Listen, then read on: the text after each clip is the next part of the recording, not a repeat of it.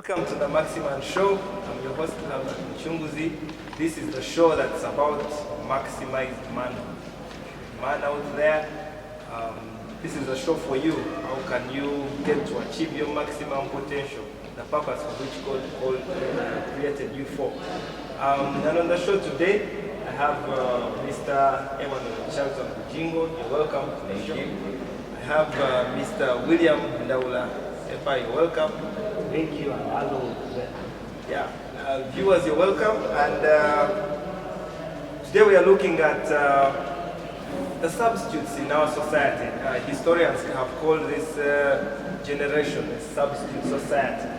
And we have people substituting money for affection. Money for affection. Talk about that, Mr. Yeah, money. You know, when you look around us now, everything is about money.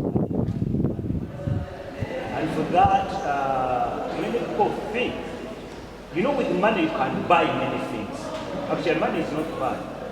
But looking at it as an end in itself, I think that's where the problem is. Now, affection is about how you feel about somebody and how you relate and value those people. It is more deep-seated in you, the person extends that kind of love to the person. And money cannot communicate all that. So most people would think, parents would think, oh, if I buy my children so many gifts, presents, they will, that will show that I'm affectionate to them. But that's not what it is. Because they need more than that. Yeah. They need your presence, they need your time. Actually, we also have a substitution for things for time. People providing things for time. You can throw some light on that. Things for time, nothing beats time spent with somebody physically. You cannot buy whatever you think you can buy and then substitute that for time. If we value people, we must give them time. As a man, you value your relationship, you must give time for those relationships to grow. Yeah. You value your children, you must give them time. Yeah. Anything you value and give time increases in value also. Yeah. Because time is one way of expressing your love and affection, like he said. It's not about just money and things. Yeah. Your physical presence is required. And now also in the church today we see a substitution of talent for anointing. Anointing. You know, when you look at Israel in the Old Testament, even if somebody took after his father or became a heir of his father, they would have to dig their own well. They would have to dig their own wells. And it was called the well of Jacob or the well of so and so. Everybody had to dig his own well. And in the well, I want to relate it to the anointing. You may inherit the ministry from somebody, but you must dig for your own anointing. The anointing is that place and that presence where you are with God, you hear from God, and He gives you direction as to how to carry on the ministry and the mission that you have before you. So most people who come when they have the talent. For instance, they can sing well, or they can preach well, and we've seen that happen so much in the church. And the error here is for the leaders to commit to talent. And you realize this is like, people have not been discipled, they have not been taught, they have not been instructed. But because they can sing well from wherever they have come, you assign them that responsibility. And there is a process, training. It's like a kid that has just been born and you load them with the jerry can. It doesn't matter what size it is. 5 liters, you're going to kill that kid. Yeah. So the talent may be there, but it needs to be modeled, needs to be, modeled and designed to suit the purpose. So you can never substitute talent for anointing. The anointing is the digging, is the work that somebody does that puts them in that position to utilize their talent. Actually, we see God committing to character. God never commits to talent. Yeah. Actually, even Paul takes on Timothy as a young man and he calls him his project, and he tells him that the things you heard from me, that's 2 Timothy chapter 2, verse 2. Yeah. Commit to faithful men that will be able to teach other men also. So God commits to faithfulness. Yeah, not character. Not talent, but he commits to character. Yeah. And then in our day, we also see people substituting remorse for repentance. Remorse being sorrow for getting caught, whereas repentance would be sorrow for having sinned. Yeah, you can shed some light on that. Repentance has a lot to do with the inner man, the inside of you, repenting from inside out, and then choosing to really get down on your knees and admit the mistake of whatever is gone wrong and choose to make things right. Whereas remorsefulness is all about you feeling sorry for getting caught.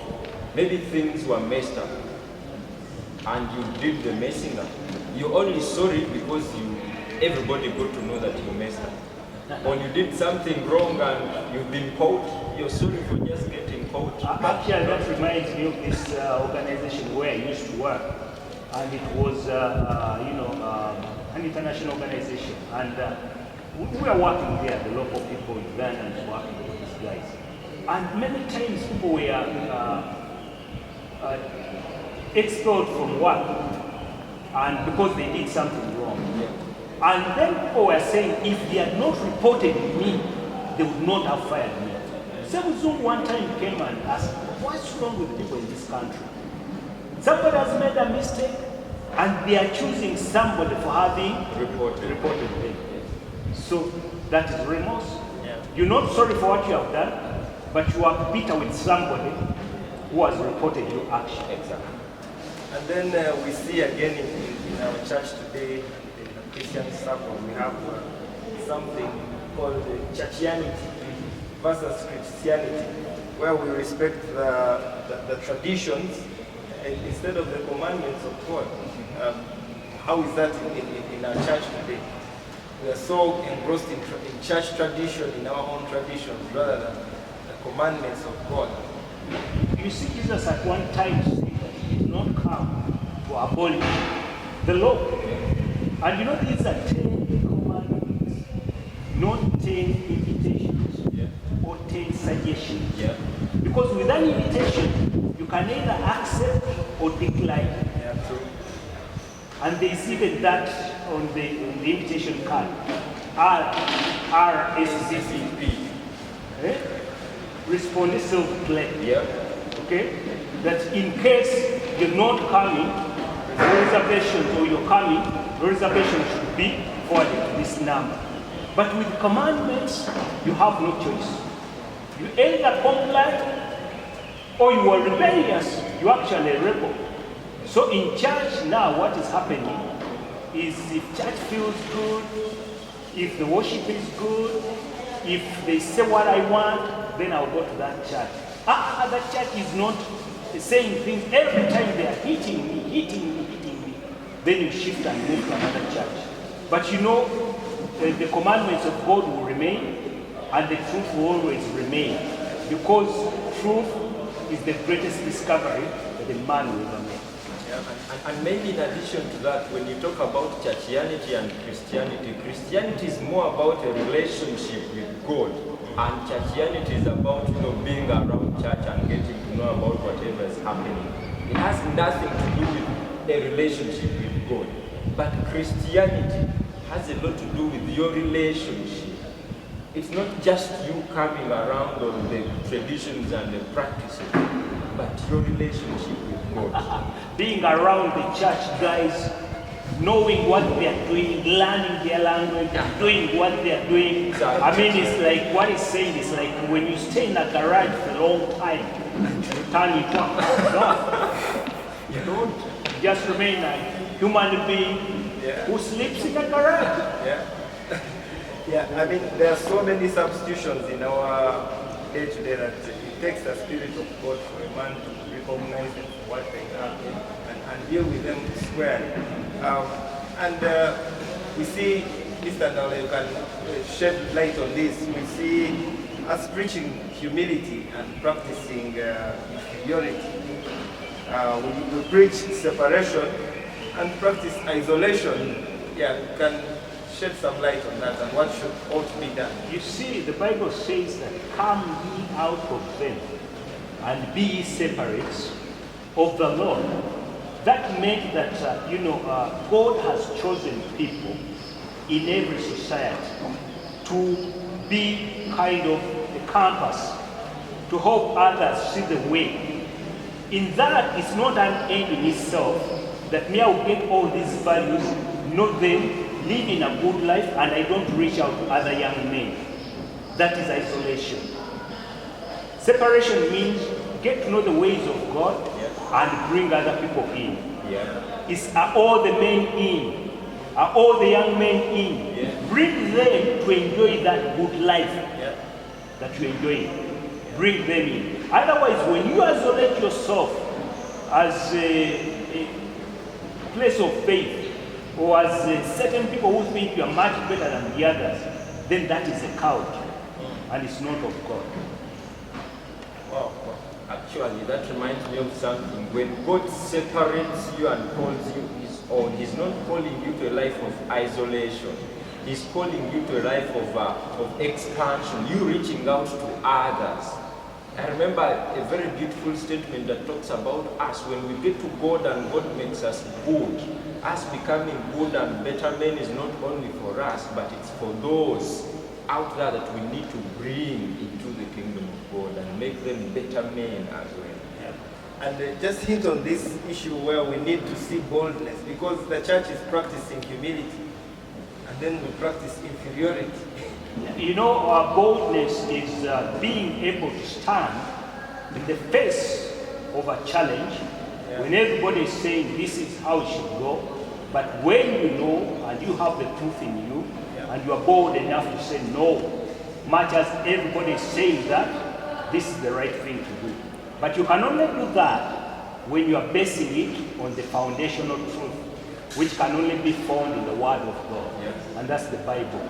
And many men that have been written about had to challenge the status quo and became men that are being written and talked about in their times. Wow. Yeah. So you need to be bold.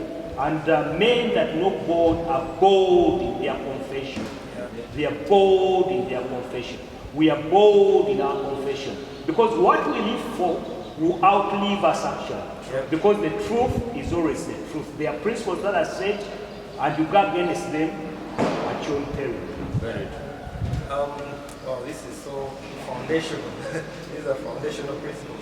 Just in less than a minute in Charlton, we see the church substituting God's unconditional love for his conditional promises.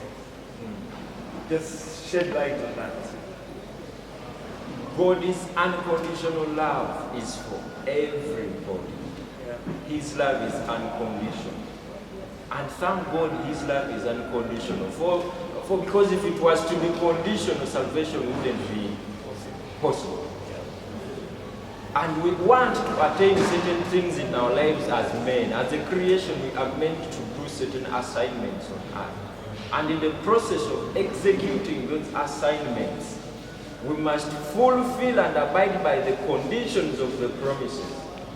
When God was rescuing his people from Egypt into the promised land, he gave them conditions to live by. In as much as he had given them a promise, they had to live by certain conditions. Well, he said, if you're willing and obedient. Exactly. So a promise calls for a certain level of obedience for it to be fulfilled. And if you benefit from a promise, you need to meet certain conditions. This is so deep, this is foundational. God's love is unconditional, but his promises are. And as men, we invite you to take on the challenge. Manhood and Christ-likeness are synonymous. There are so many substitutions, but real men commit to the real thing. And the real thing is Christ-likeness. This is the Maxi-Man show, where it's about maximized manhood. Thank you for watching. May God bless you.